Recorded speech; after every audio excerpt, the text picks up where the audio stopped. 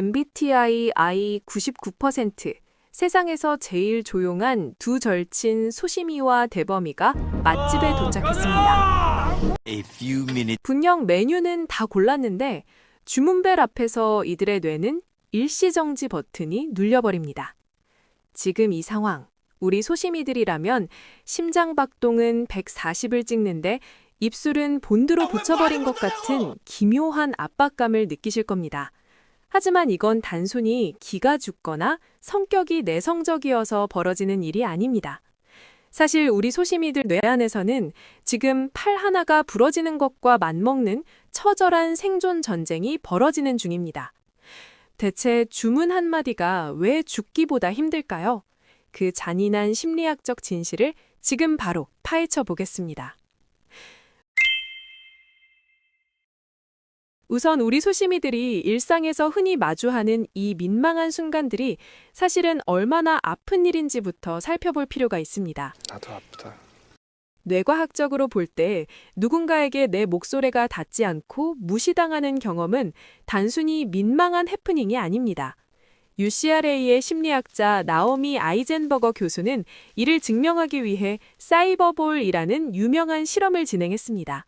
피실험자가 fMRI 장치 안에서 가상인물들과 공놀이를 하다가 어느 순간부터 자기만 쏙 빼놓고 공을 주고받는 소외 상황을 연출한 거죠. 결과는 충격적이었습니다.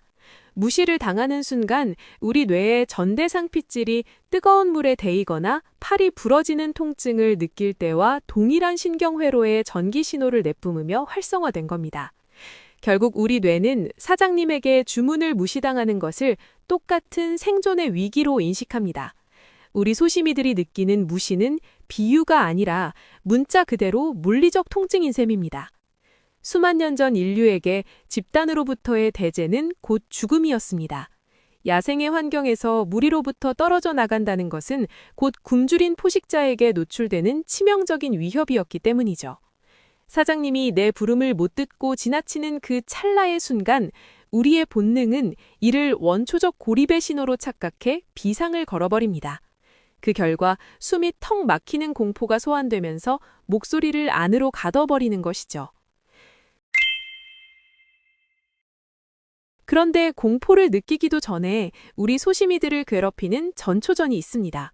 바로 어떻게 부를 것인가라는 호칭의 딜레마입니다. 저기요라고 부르자니 너무 가벼워 보이고 사장님이라고 부르자니 혹시 직원이면 어쩌나 고민합니다. 이모님은 실례일 것 같고 선생님은 너무 거창하죠.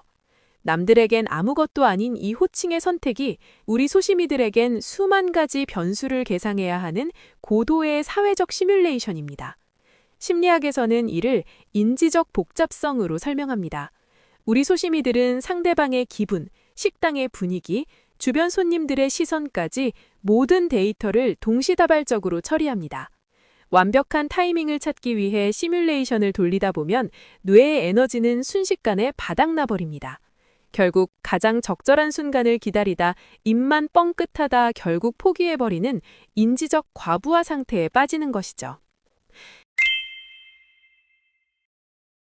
이렇게 인지적으로 지쳐버린 상태에서 단 한 번의 시도조차 실패하면 뇌는 즉시 비상체제로 전환됩니다. 세계적인 뇌과학자 조셉 류드 박사는 우리 뇌에 공포만을 전담 처리하는 빠른 경로가 있다고 설명합니다. 용기 내어 뱉은 목소리가 닿지 않았을 때 그 정보는 이성적인 판단을 내리는 대뇌 핏질을 건너뛰고 공포센터인 편도체로 직행합니다. 이때 발생하는 현상이 바로 편도체 하이제킹입니다. 편도체가 뇌의 모든 주도권을 장악하고 비상체제에 돌입하면 정교한 언어를 구사해야 하는 전두엽은 완전히 기능을 잃습니다. 방금 전까지 적절한 예의를 고민하던 논리는 사라지고 오직 도망치거나 숨어야 한다는 본능만 남습니다. 머릿속은 하얗게 변하고 몸이 머뭇거리게 되는 동결 상태는 바로 이런 하이제킹의 처절한 결과물입니다. 흥미로운 점은 뇌가 이렇게 공포로 얼어붙는 순간 유체 이달이라도 한 듯 내 모습이 남처럼 느껴지기 시작한다는 겁니다. 심리학자 토마스 길로비치는 불안도가 높은 사람들이 사회적 상황에서 자신을 외부 객체로 인식하는 스포트라이트 효과에 빠진다는 것을 입증했습니다. 실제로 불안도가 높은 사람들은 과거의 사회적 상황을 회상할 때 나의 눈으로 본 장면이 아니라 제3자가 나를 바라보는 모습으로 기억하는 경향이 압도적으로 높았습니다. 내가 주문하는 장면을 상상할 때도 내 눈이 아닌 다른 손님들의 눈으로 나를 봅니다. 마치 천장에 달린 CCTV처럼 내 일거일투수를 실시간으로 감시하며 내 말투가 분위기를 깨지는 않을까? 지금 내 표정이 너무 경직돼 있는 것 아닌가? 같은 결함부터 찾아내려다 보니 뇌의 시스템 과부하가 걸리고 결국 가장 원초적인 기능인 말하기마저 정지되는 것이죠.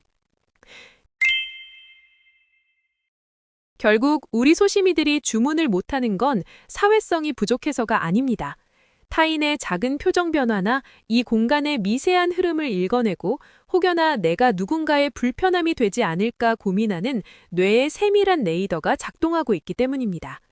모두가 나만 쳐다보고 있다는 압박 속에서도 단 한 번의 행동이 주변에 어떤 영향을 줄지 치열하게 고민하는 공감 엔진을 돌리고 있는 것입니다. 당신의 뇌는 지금 무능한 것이 아니라 그 누구보다 치열하게 타인과의 조화를 위해 싸우고 있는 중입니다. 오늘도 그 정적의 사투를 이겨내고 한마디를 내뱉은 여러분, 그 소심함은 사실 세상을 향한 당신만의 가장 사려 깊은 태도일지도 모릅니다.